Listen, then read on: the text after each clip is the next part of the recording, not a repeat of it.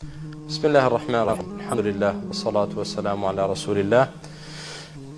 برا بەڕێزەکانم خوشکە بەڕێزەکان ئەوانەی کە کەرەنتینەن ئێستا جا لە هەر شوێنێک بن سەلامی خوای گەورەتان لێبێت. بێگومان یعنی کەرەنتینە بوون و شێوازێک لە مانەوە لە شوێنێکدا کە ماڵی خۆت نییە تا ماوەیەک قورسە لەسەر نەفس و قورسە لەسەر لاشە. بەڵام دائیمەن مرۆڤی عاقڵ بەرژەوەندی گەورە دەخاتە پێش بەرژەوەندی بچووک، خۆشیە بەردەوامە گەورەکان دەخاتە پێش خۆشی و لەزەتە بچووکە کاتیەکان، و بەرژەوەندی گشتی میلەت و وڵات و مسلمانان دەخاتە پێش بەرژەوەندی تاکە کەسی. بۆی برای بەڕێزم خوشتی بەڕێزم کە تۆ حالیەن لە کەرەنتینە دایت، با لەسەر نەفست قورس نەبێت، بیری لێ بکەوە کە ئەم ئیشە هەم لە بەرژەوەندی خۆتدایە و هەم لە بەرژەوەندی خێزان و خزم و کەسوکارتدایە و هەم لە بەرژەوەندی میلەتەکەت و وڵاتەکەتدایە.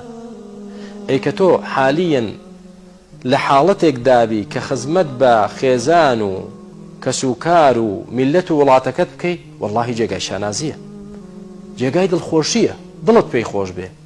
بەس نیەتت ئەوە بێ کە ئەو کارە بۆ ئەوە دەکەیت کە سوود بگەێنی بە میلەت نەک زەرەریان لێ بدەیت، لای خوای گەورە ئەجر و پاداشتت هەیە و ئەو مانەوەیت بۆ بەخێر و پاداشت حیساب دەکرێت. کەواتە احتەسیب الئەجر، چاوەڕێی ئەجر و پاداشت کە، نەک خۆت بێتاقەت کەیت و وابزانی کە زۆرم لێیە و وابزانی تۆ کە سجنیت. نا، وامەزانە کە سجنیت، وابزانە ئەمڕۆ ئەم وڵاتە ئەم میلەتەی تۆ پێویستی بە تۆیە کە لەو شوێنە بیت بۆ پاراستنی ئەوان. کەواتە تۆش بە سوپاسەوە وەری بگرە، بە دڵێکی فراوانەوە وەری بگرە و سوپاسی خوای پەروەردگار بکە لەسەری و چاوەڕێی ئەجر و پاداشتیشکە ئینشاءالله. خاڵێکی تر بەڕێزەکانم، کاتێکە لەوێن پارێزگاری بکەن لە نوێژەکانتان، پارێزگاری بکەن لە زیکر و ورد و یادی خواتان. باشترین صرفکردنی کات ئەوەیە لە تاعەتی خوادا بێ، ئەوەیە لە یادی خوادا بێ، ئەوەیە لە خزمەت قورئاندا بێ. بۆی بەڕێزەکانم ئەو کاتەتان لێ بەسەر ناچێت ئیلا بەخۆ مەشغوڵکردن نەبێ بە شتێک. جای ئەوەی دەبێ خۆت مەشغوڵکەی بە شتێک کە حرامە و بە زەرەر بەسەرتدا دەشتێتەوە، یا ئەوەی خۆت مەشغوڵ دەکەی بە شتێک کە خێرە و قازانجی دین و دنیا و قیامەتی دەبێت. بۆیە تا پێتان دەکرێت یادی خوا بکەن لەوێت، تا پێتان دەکرێت قورئان بخوێنن، تا پێتان دەکرێت نوێژەکانتان بکەن ئینشاءالله تعالی، بە ئیزنی خوای پەروەردگار عاقیبەت و دەرەنجامی خێری دەوێت بۆتان. خاڵێکی تر بەڕێزەکانم کە گرنگە هەمومان ئێوەش و ئێمەش پابەندی ڕێنمایەکان بین، کە ئێوە لەوێن جا لەگەڵ ئەوەی کە خێزان و عایلەی لەگەڵە، یا ئەوەی لەگەڵ چەند گەنجێک و چەند پیاوێک و بەڕێزێک بەیەکەوەن، تا پێتان دەکرێت پابەندی ڕێنماییەکان بن بە ئیزنی خوای گەورە لە مەسلحەت و بەرژەوەندی هەموو لایەکدایە. وا مەزانە شتێکە و فەرزە کراوە بەسەرماندا، نە، شتێکە لە بەرژەوەندی خۆمانە، لە مەسلحەتی تاک و کۆمەڵدایە. کەواتە پێویستە وەکو شەرعیش و وەکو عەقڵیش کە ئینسانی مسلمان پابەندی نەسیحەتێک و ڕێنماییەک بێ کە سوود و قازانجی هەیە بۆ دنیای بۆ دواڕۆژی. بۆیە داواکارم لە بەڕێستان کە دووبارەی دەکەمەوە پابەندی ڕێنمایەکان بن بەگشتی ئینشاءالله تعالی. خاڵێکی ترەوەیە کە هەر کەسێکی تر کە دەزانن پێویستی بە کەرەنتینەیە و ئەویش حاڵی وەکو ئێوە بوو بەڵام خۆی شاردوتەوە، لێرە ئاگادارکردنەوەی جیهات و لایەنی پەیوەندیدار ئەوە بە عیبادەت و بە خێر بۆتان دەنووسرێت. لەوانەیە ئێوە کەسانێک لەگەڵ ئێوە تێکەڵ بوو بێ، پێویست کە ئەوانیش بێن لەگەڵ ئێوە بنجارێ. بۆیە ئەگەر ناویان بدەن هەم سوود بەوان دەگەێنن و هەم سوود بە کۆمەلگا و بە میلەت و وڵاتەکەشمان دەگەێنن. لە کۆتاییشدا ژیان هەر هەمووی کورتە بەخوا، دنیا ئەوەندە درێژ نییە و ماوەی کەرەنتینەشتان دیسان هەر کورتە، زۆر نییە.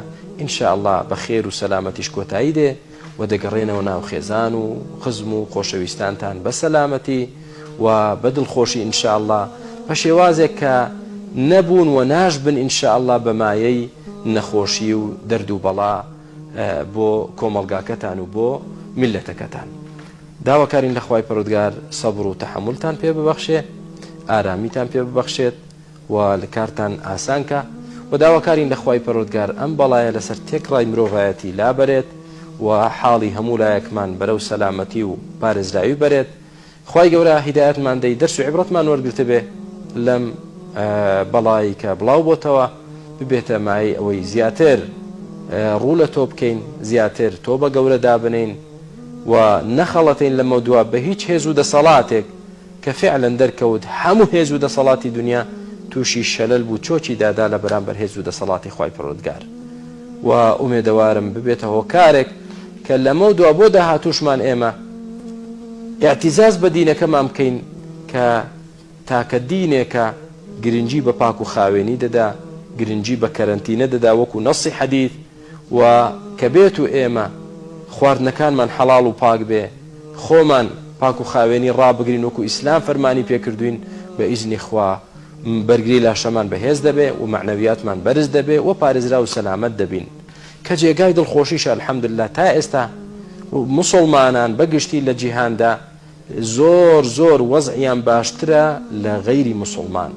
ئەوەش فەزلەکە بۆ خوا دەگەڕێتەوە لە پاشان بۆ ئەو ئاینە پاکەی کە خوا هیدایەتی داوین بۆی، کەواتە با شکری خوا بکەین، سوپاسی خوا بکەین لەسەر نعمەتەکانی. خوای گەورە تاک تاکمان و کۆمەڵمان و میلەتمان و وڵاتمان بپارێزیت و تێگڕای وڵاتی مسلمانانیش. خوای پەروەردگار بۆ خاتی ناوە جوانەکان سیفاتە بەرزەکانت ڕەمەزان بێت و ئێمە و تێگڕای مسلمانان و خەڵک ڕزگاری بوو بێ، نەجاتی بوو بێ لەم نەخۆشیە، دەرگای مزگەوتەکان بکرێنەوە یا رب العالمین، بچینەوە خزمەت نوێژی جەماعەت و جومعە و تەراویح یا ئەکرەمە الئەکرەمین. بۆ خاتی ناوە جوانەکانت سیفاتە بەرزەکانت یا رب العالمین ڕەمەزان بەسەرماندا تێپەڕێ بە خۆشترین شێواز و بە نزیک بوونەوەیەکی زۆر لە تۆ یا ئەرحەم الراحیمین. دەرگای مزگەوتەکانمان لێ بکەیتەوە یا ئەکرەمە الئەکرەمین.